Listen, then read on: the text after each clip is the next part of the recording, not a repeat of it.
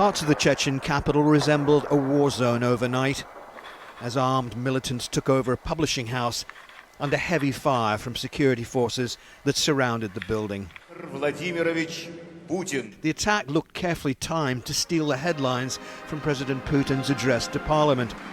With the president arriving at the Grand Kremlin palace a few hours later with his traditional entrance, this was always going to be a difficult speech. The economy battered by sanctions and the fall of the price of oil, the country isolated by the international community over the war in Ukraine. But the president was in combative mood, accusing the West of wanting to see Russia broken up, dismantled, he said. Despite the fact that we have been treating our enemies of yesterday as close friends and almost allies, the support of separatism in Russia from abroad, including the informational, political and financial one through intelligence services, was absolutely obvious.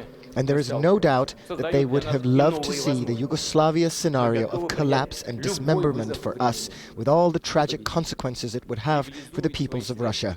This has not happened. We did not allow it.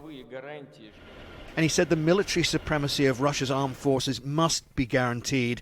National pride and sovereignty were a necessary condition for Russia's survival.